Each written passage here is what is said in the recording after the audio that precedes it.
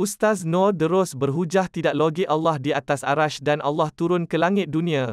Kamu mendakwa bahawa Allah Subhanahu Wa Taala fauqal arsh. Allah Subhanahu Wa Taala di atas arsh. Di atas langit yang ketujuh, di atas arash. Tapi kalau Allah Subhanahu Wa Taala 1/3 malam di langit bumi, fi sama'id dunya, dan sama'id dunya ni tak pernah berhenti semenjak adanya bumi ini. 1/3 malam itu tidak pernah berhenti semenjak adanya muka bumi ini. Betul? Semenjak bumi ini berputar lah. 1/3 malam itu sentiasa berada di atas muka bumi ini. Maka conclusion dia apa? Conclusion dia Allah Subhanahu Wa Taala berada di atas langit yang ketujuh, di atas arash dia. Dan dalam masa yang sama, dia juga berada di sama'id dunya. Betul? Sama'id dunya tu apa? Langit bumi. Sebab langit kan ada 7 bertala kan? Dia orang kata, atas langit yang ketujuh itulah arash Allah Subhanahu Wa Taala.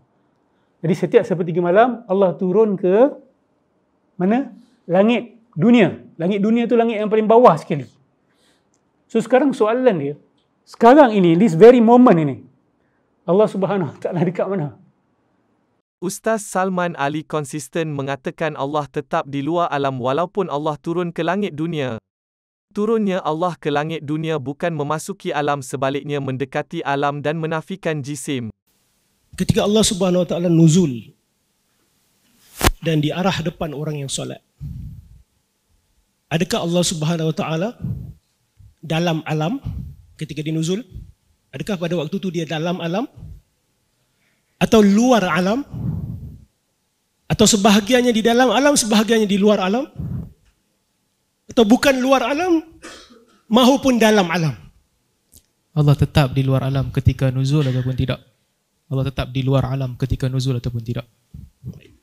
Jadi Allah Subhanahu Wa Taala berada di langit bumi 1/3 malam. Yanzil ila sama'i dunya, yanzil ila jihati dunya artinya yaqrub ila, yang lebih rendah. Tapi itu tidak menunjukkan bahawa Allah masuk ke dalam alam. So Allah bukan berada di langit bumi 1/3 malam. Allah mengatakan Allah turun ke langit bumi 1/3 malam. Lafaz itu yang itu kami percaya. Isbat. Lafaz tu saya isbat. Kami isbat lafaz itu sebagaimana difahami oleh orang awam daripada perkataan itu yang diletak di dalam konteks itu, tetapi tidak mengisbatkan lawazim jisim makhluk ini kepada Allah Subhanahu Wa Taala. Kemudian giliran Ustaz Noor terus ditanya tentang turunnya Jibril ketika malam Lailatul Qadar. Ketika Jibril tanazzalul malaikatu waruh, tanazzalul malaikatu waruh pada malam Lailatul Qadar, Jibril turun tu, perbuatan turun itu ikut GMT plus berapa pada pandangan Ustaz? Ustaz Noor terus cuba menjawab malaikat ramai yang turun, namun dibetulkan Ustaz Salman kerana ayat tersebut khusus menyebutkan Jibril. Okey, saya kasih kiasan malaikat maut. Tawafathu rusuluna, saya kasih kiasan sebab ni malaikat. Tawafathu rusuluna.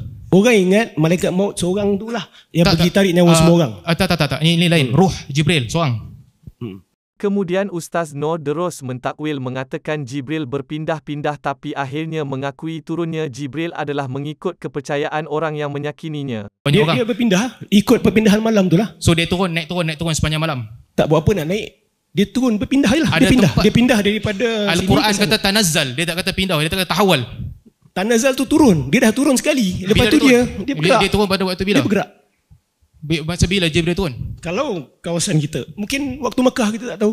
Pilih satu waktu untuk dia turun, lepas tu dia berpindah ke tempat lain. Still kemungkinan juga. Artinya, okey, tak ada wahyu untuk bagi orang yang percaya daripada ayat itu, pada waktu malam dia faham dengan ruhnya, memahami bahawa apabila malam Lailatul Qadar Jibril turun pada waktu dia sendiri dengan yakin. Waktu siapa? Waktu orang yang dengan kepercayaan masing-masing di tempat masing-masing. Mereka percaya bahawa pada waktu itu Jibril turun pada waktu itu. Apakah kepercayaan itu salah? Tak ada masalah. Tak ada masalah. Persoalannya, apa dalil Jibril berpindah-pindah?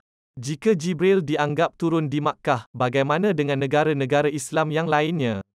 Apakah malaikat Jibril ulang-ulang turun dan naik? Macam mana dengan negara yang tiada malam? Kalau Jibril yang merupakan makhluk pun tidak dipersoalkan masa bila dia turun dan masa bila dia naik, dan tidak dikatakan ada masalah, apatah lagi Tuhan sekalian alam, Tuhan yang menguasai segala-galanya, yang bukan jisim seperti mana, yang bukan sama seperti mana-mana makhluk, lagilah tidak ada masalah kalau dikatakan Allah di atas arasy dan Allah turun ke langit dunia setiap 2/3 malam. Lagilah tak ada masalah.